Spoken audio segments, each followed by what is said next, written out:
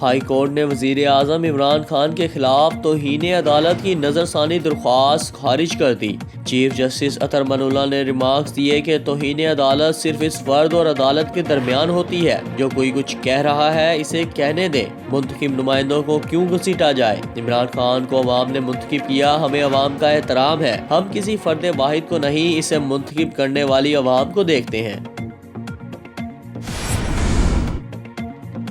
Bharat L O سی پر کارروائیوں کی تیاریاں کر رہا ہے، ترجمان پاک فوج۔ D G I S P R major general Asif Ghafoor نے ٹویٹ کرتے ہوئے کہا کہ بھارتی آرمی چیف کے اشتعال انگیز بیانات اور لائن آف کنٹرول پر جارحیت کی تیاریاں بھارت میں شہریت بل کے خلاف مظاہروں سے دنیا کی توجہ ہٹانے کی کوشش ہے۔ D G I S P R نے کہا کہ پاک فوج ہر دم تیار ہے اور بھارت کی کسی بھی مہم جوئی اور جارحیت کا بھرپور جواب دیا جائے گا۔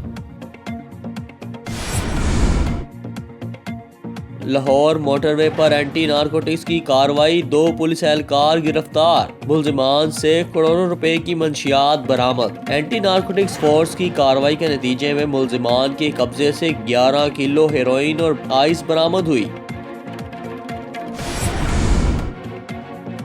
وسیم اکرم پاکستان کرکٹ کمیٹی کے سربراہ نہیں بنیں گے، بطور رکن کام کرتے رہیں گے۔ پی سی بی کے چیف ایگزیکٹو وسیم خان نے کہا کہ کمیٹی کی تشکیل نو ہوگی۔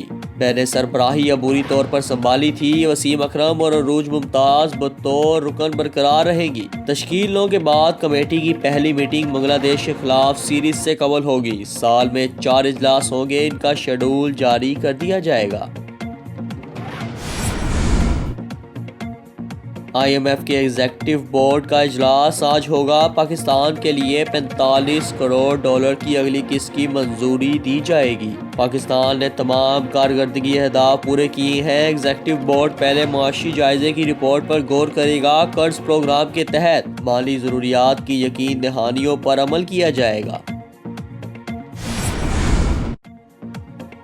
مریم نواز کا نام ای سی ایل سے نکالنے کا معاملہ، کابینہ کی ذیلی کمیٹی نے فیصلہ محفوظ کر لیا۔ کمیٹی میں نیب نے مریم نواز کا نام ای سی ایل سے نکالنے کی مخالفت کرتے ہوئے موقف اپنایا کہ مریم نواز بیمار نہیں کہ علاج کے لیے بیرون ملک بھیجا جائے۔ Maryam Nawaz Chaudhry sugar mill case میں نیب کو تحقیقات کے لیے مطلوب ہیں۔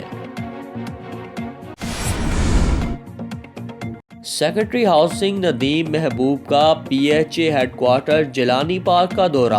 ندیم محبوب نے کہا کہ پی ایچ اے لاہور وزیر اعظم عمران خان کے ویژن کے مطابق گرین اینڈ کلین مہم کے تحت باغوں کے شہر کو سرسبز اور شاداب بنائے۔ سیکرٹری ہاؤسنگ نے مزید کہا کہ پی ایچ اے شہر میں تمام پارکوں کو سہولیات سے آراستہ کرنے کے لیے تمام اقدامات کر رہا ہے۔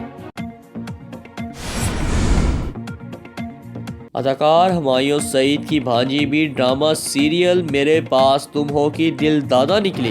سوشل میڈیا پر شیئر کی جانے والی ویڈیو وائرل ہو رہی ہے، جس میں ان کی ننھی بھانجی ڈرامہ سیریل میرے پاس تم ہو کا ٹائٹل سانگ گاتی ہوئی نظر آ رہی ہیں۔ ڈرامہ سیریل میرے پاس تم ہو اس وقت پاکستان کا مقبول ترین ڈرامہ بن چکا ہے۔